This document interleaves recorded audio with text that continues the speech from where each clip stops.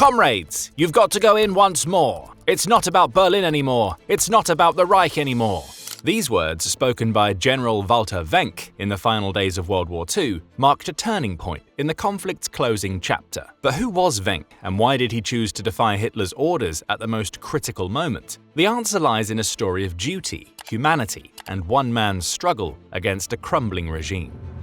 Between both world wars, Wenck briefly served with the Freikorps, a paramilitary group, before enlisting as a private in the Reichswehr, the military organization of the Weimar Republic, in 1920. By 1939, Wenck had advanced to major and served as chief of operations for the 1st Panzer Division. During the invasion of Poland, Wenck earned the Iron Cross 2nd Class and 2 weeks later, the Iron Cross 1st Class. His leadership in the swift capture of Belfort, France, in 1940 led to his promotion to colonel. In 1943, at the age of 42, Wenck was promoted to the rank of general, making him the youngest general of the branch. This exceptional performance earned him the nickname the Boy General, a testament to his youth and abilities at a time when most generals were considerably older. In 1944, he held the position of Chief of Staff for Army Group South, Ukraine, and during this time he caught Adolf Hitler's attention through a report highlighting the situation on the Eastern Front. Wenck wrote, "As you see, my Führer, the Eastern Front is like Swiss cheese, full of holes."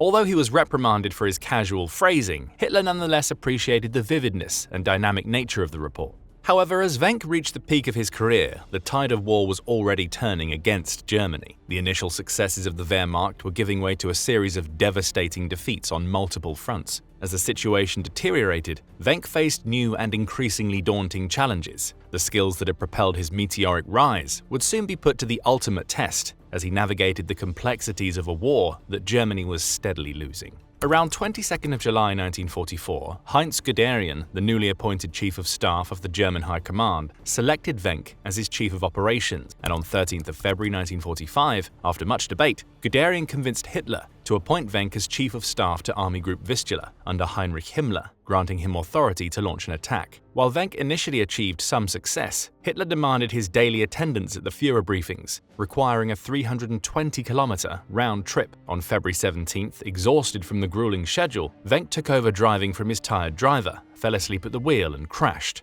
Rescued by his driver, Wenck sustained severe injuries, including a fractured skull and broken ribs, and was hospitalized. Meanwhile, the attack ultimately failed. On the 10th of April 1945, as Germany's military situation deteriorated rapidly, Wenck received his appointment as commander of the 12th Army, located to the west of Berlin. As the western and eastern fronts converged, German armies retreated towards each other, with Wenck's 12th Army positioned east of the Elbe River. This area became a massive refugee camp for Germans fleeing the advancing Soviet forces. Wenck prioritized providing food and shelter, with his army reportedly feeding over 250,000 refugees daily at one point. On April 21st, Hitler ordered Waffen-SS Obergruppenführer Felix Steiner to launch an attack against Soviet Marshal Georgy Zhukov's 1st Belarusian Front, which was encircling Berlin from the north, while Soviet Marshal Ivan Konev's 1st Ukrainian Front advanced from the south. Lacking sufficient tanks and manpower, Steiner requested a retreat rather than an offensive. By April 22nd,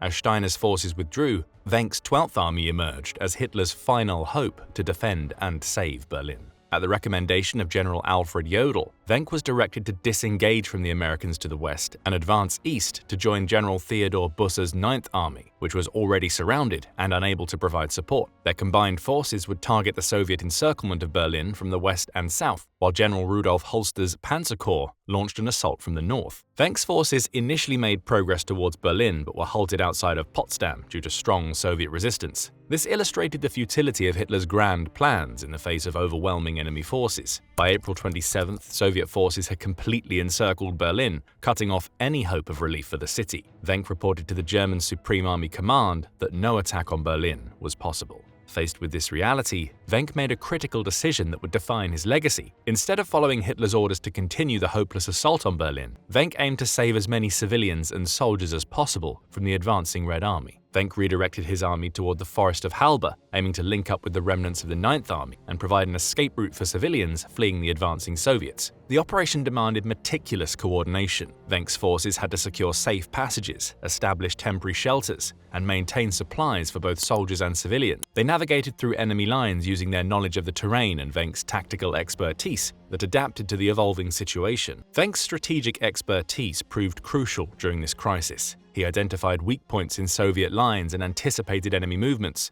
allowing him to adjust evacuation routes in real time. This maximized the chances of success for those fleeing westward. The first successful crossings of the Elbe River marked a turning point. German soldiers and civilians reached American-occupied territory on the western bank, boosting morale for those still waiting to cross. Wenck's decision to prioritize saving lives over following Hitler's orders effectively ended his military career and placed him in a precarious position. The consequences of his actions would shape both his future and his legacy long after the war's end. Wenck's action during these final days of the war were influenced by the dire circumstances surrounding it. Refugees fleeing the advancing Soviet army filled the roads as they sought escape from the approaching front. Wenck recognized that complying with Hitler's unrealistic demand would not only fail to save Berlin, but would also condemn thousands of innocent lives to a horrible fate. By redirecting his forces to create escape routes for civilians and soldiers, Wenck took enormous personal and professional risks. His actions directly challenged the Nazi command structure, placing him in that dangerous position. The decision to disobey orders conflicted with the military oath he had sworn, which demanded unwavering loyalty to the Führer and the Nazi regime. As April 1945 drew to a close, the situation in Wenck's sector grew increasingly desperate. The Soviet army advanced relentlessly, systematically attacking retreat routes and pushing German forces back along the entire front.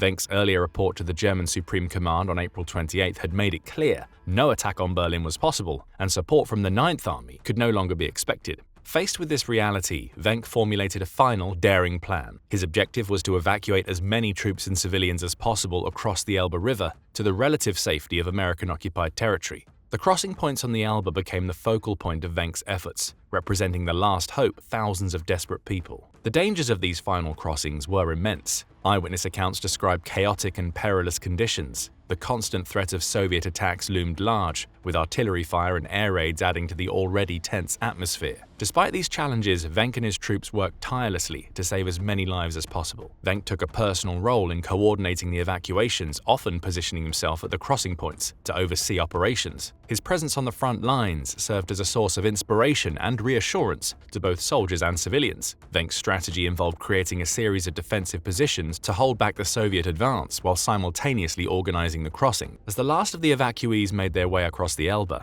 Wenck prepared for his own crossing. In a symbolic gesture, Wenck was one of the last to cross the river. Estimates suggest that Wenck's forces managed to evacuate a significant number of refugees and soldiers from the Ninth Army. While exact figures vary from tens of thousands to hundreds of thousands, the scale of lives saved just ahead of the advancing Soviets was substantial. His surrender to American forces on May 7, 1945, marked the end of his military career. After his release from US custody in 1947, Wenck transitioned to civilian life. He became an industrialist, serving as the managing director of Dr. C. Otto & Comp, a producer of industrial ovens, and later as the director of the Diehl Group, an arms manufacturer. Historians regard Wenck as a skilled leader and a master of improvisation, though the task of saving Berlin in 1945 was beyond what anyone could achieve. His actions are often cited as an example of individual decision-making under extreme circumstances. Wenck's ability to navigate the complexities of his position, balancing military duty with humanitarian concerns, has made him a subject of interest for scholars studying ethics in wartime. While Wenck did not receive formal honors for his humanitarian acts, his story has been preserved in historical books and documentaries.